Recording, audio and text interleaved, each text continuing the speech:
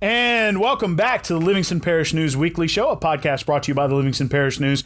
My name is McHugh David, publisher and editor of the news. Appreciate you guys joining us today. We're going to be learning a little bit more about a candidate who's involved in a very contentious race, double-digit candidates for a 5-person board. Mr. Zach Thomason is here today. Thank you, sir, for joining us. We appreciate it. Thank you so much for having me here. Absolutely. And as we're diving into this, we want to learn a little bit more about you and your background. So tell us a little bit about your family, how you ended up in the town of Livingston, and a little bit about your work. Well, sure. I'm from Holden, Louisiana. I've been in the town of Livingston now for 10 years with my family. My wife, Becky, and my son, Ace, who's he's in the 4th grade now at Doyle Elementary. And my wife is a Doyle alum and former all-star Doyle Tiger basketball player. She'll enjoy that. My work, I work for an engineering and construction firm. I've had an opportunity to serve all over the world. And the main focus of my career has been helping teams reach goals. And I've done that in HSE and quality and risk assessments and working through challenges and problems with teams. That's what I do. Tell us real quick, what is HSE? Safety. Health and safety, taking care of people, not just when they get hurt, but hopefully before they get hurt, and just taking care of folks. That's what I've done. Gotcha. So getting to know all that, you've, as you mentioned before, you've lived in the town of Livingston about 10 years now, correct? Yes. Okay. And, it's a contentious race.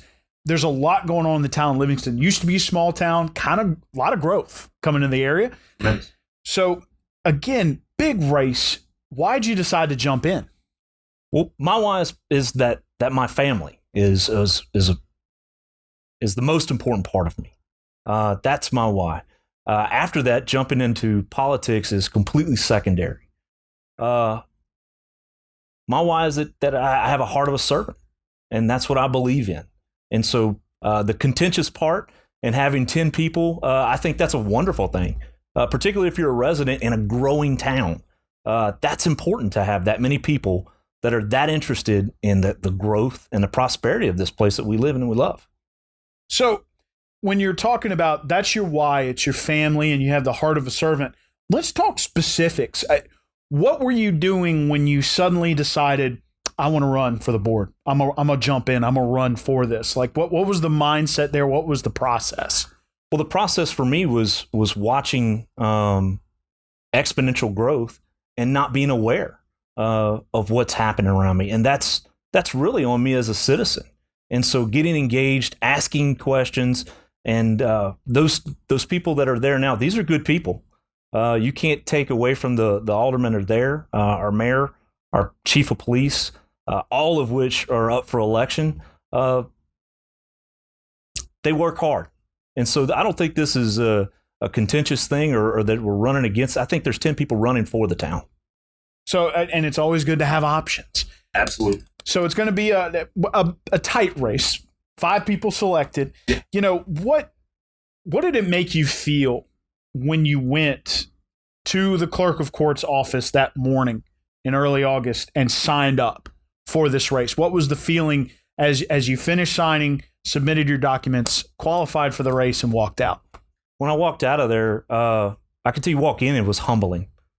The corridors, being in that zone and fully realizing, not just then, but coming to the realization that you're now signing up, and it's not this thing that you've socialized with your friends or talked about with your family. It's real. The town is growing. I think one of the questions is we're going from a town. There's a potential for us to be a city real quick. Mm-hmm. I think we're probably 2,500 to 3,000 citizens short of becoming a city. And so I think the place we're going from being a town to a city is going to present some unique challenges. And I'd love to serve in the capacity of helping get those challenges met while keeping that culture that we have there in the town the same. And there's some magic there. I don't have all the right ideas or all the right opinions or all the right decision makings, but I can assure you that whenever we do get to that place, if there's not a plan, if there's not people that are the 10 people that are willing to serve right now, if we don't have that energy, we're going to lose that. Right. And you ask part of the why, that's it too. don't want to lose the Christmas that we have in town. I don't want to lose the Halloweens that we have in town. I don't want us to ever move away from that, because that's what makes us special. And if you've ever had a 4th of July in the town of Livingston, you've really had some fun, because we have this odd competing fireworks thing going on. There's a show. It's really great. And then there's this other show. I'm not going to cast any names out, but they're all really great people. And again, it's about our families, and it's a great place to live. So talking about, as you said, it was a humbling experience signing up for this potential job and running for this potential job. What sort of experiences do you have in the past with municipal boards, and not just municipal boards, but boards of any kind of shape, working with several other people and having to come to some sort of consensus decision? And, based on those experiences, how do you think that's going to help you being one of the people if you're selected to be on the Board of Aldermen? So the last 20 years in industry, that provides you lots of opportunities to work with municipalities and boards in a private setting. I've served as the chair of the Associated Builders and Contractors Safety Committee that's representing all of the contractors in what they call the Pelican chapter. I've had opportunities to work with municipalities whenever we're building projects in communities, not just here in Louisiana, but all over the world. And the experience that I've had with that is about talking, it's about engaging and being a good corporate citizen as it relates to what's good for that community. And so when you're coming into a town and you're building a project, or you're supplying some information, or you're doing a study, having that relationship with that council, with that chief of police, with that mayor, that's part of getting that message, getting your project, getting your idea across the finish line. If you're not willing to have those conversations, if you're not willing to have that level of sometimes confrontation or debate or contentiousness, then you're probably not in the right space. So I feel like the legacy and the history that I have, the background, probably legacy and history is too strong of a words, but the background I have in private industry that meets with those municipalities and boards that helps better groups of people that. So knowing all those things, having worked with other people, having had to come to consensus, and also getting to know people in other places, much like the town of Livingston, getting to know mayors and that sort of thing, what are the general visions and views that you bring to your spot if you are elected a Board of Aldermen? Where do you want the town of Livingston to go? Well, that's a plan. I think the word vision and plan are synonymous with each other. And so I think that having short and long-term goals in consensus with the citizens is real important. And there's a specific way to go about doing that. And that's feedback and constant communication and fostering that and lifting up voices. Again, that was part of the reason why I ran, was because I didn't understand what was happening. And wanting to get information and having resources for that information is critical. Again, we're going to go from a town to a city very quickly. And if we're not ready, I'm worried about that piece of the culture we may lose, where we might not get to have the fireworks celebration, or it changes the culture of the Halloween that we have in town, or the Christmas parade. It's important. How do you foresee yourself as a person on the board who knows how to build a consensus? Do you believe that, understanding some of the candidates that you're running against, do you believe that you're someone who can be sort of a keystone in that board, having learned how to build a consensus? Now okay, we can't grow too fast, but we are going to grow. Will you be able to bring experience in managing that? Absolutely. I believe a compromise is when a group of people agree on something and nobody gets what they want. That's an absolute compromise.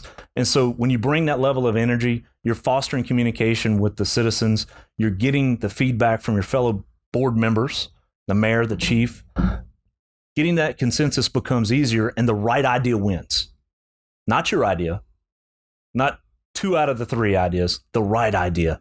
And getting that across is a big part of helping build the vision for this town. So what's your message style?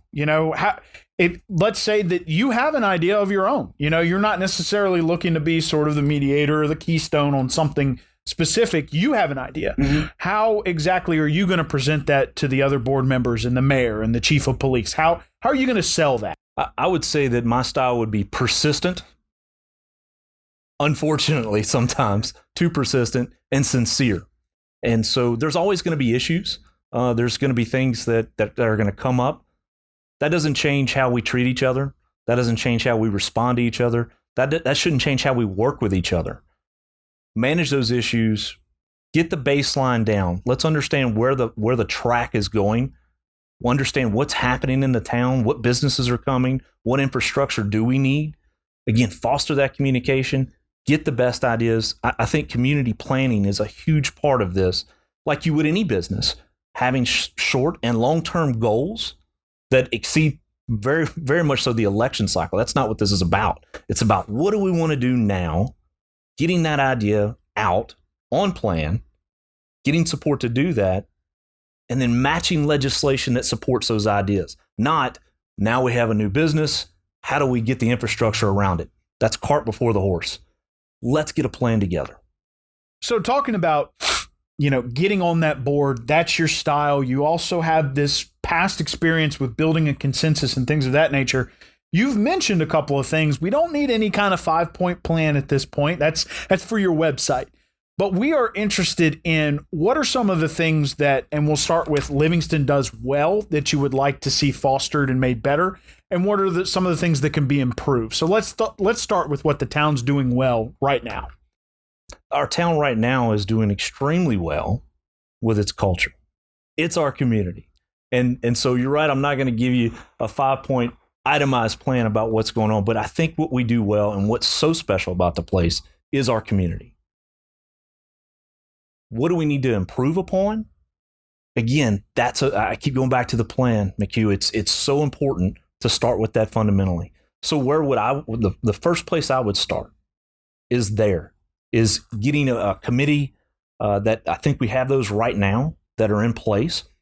Who are those members? Fostering ideas about, okay, where are we going to start? Where are we going to go? What do you expect to happen whenever the O'Reilly shows up? What do you expect to happen whenever the municipalities continue to grow? That's the parish seat. People pass through our town. Are we going to be able to keep it safe? That's a huge question. Are we going to be able to keep things as best we can, that small town feel, all the while managing growth that we can't stop? And I mean, that's, it's an interesting place to be. I mean, centralized location, again, new courthouse, new assessor's office, and all sorts of people passing through there. So you're going to have to be dealing with that. One of those things, and dealing with, I guess you can say, those people passing through is going to be traffic. You've got a lot to plan for in that regard, especially if your population is booming. So tell us a little bit about, if you had 60 seconds to sell someone on a traffic plan, how would you have gotten there? Would you have worked directly with DOTD? Would you have worked with the mayor? How do you think that process would have gone? And what would be your sales pitch? We'll start with facts. I'm not selling a study, but it's really easy to measure the amount of traffic and then be solutions oriented. I think that the town of Walker and some other organizations and towns here that have done a really great job, I think we leverage that. I don't think we need to come up with grandiose ideas, but let's piggyback on those lessons that these other towns that have had exponential growth. Let's leverage what they're doing. I'm sure there's some lessons learned there. Probably. I would imagine so. Having, trial by fire is always a fun way to, when you and I discussed beforehand, sometimes you may read all about it, but sometimes you got to get involved to understand what's going on. So one of the interesting things about running for office is that you get on the streets and you meet people you've never met before. You hear all sorts of interesting ideas. First and foremost, just from sort of a fun standpoint, tell us a little bit about what campaigning has been like inside the town. Well, campaigning in a post-COVID or current new normal and all the little buzzwords that we hear has not been easy. Approaching people, it's a different time. It's a different space. Regardless of how you feel on the spectrum of where we're at or how, what COVID is to you right now, people feel differently about it. And so it's actually a challenge to get on the campaign trail. How do you knock on doors whenever, you may be putting someone at risk, or you may be actually putting yourself at risk. And so the experience that I've had so far has been in being available, being accessible, communicating through technology, leveraging platforms like this one that you provided for us. The feedback that I get so far is really centered around communication. The reason why I felt motivated to get in was educating myself about how to serve this town better. There's a whole town of people that feel the same way.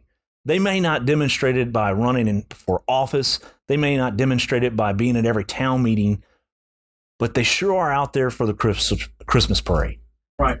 And so how is that on full display and keeping our town small and safe and getting to that place where we're managing the businesses, the traffic, the people, the chaos that's going to come. Right. That's a real challenge.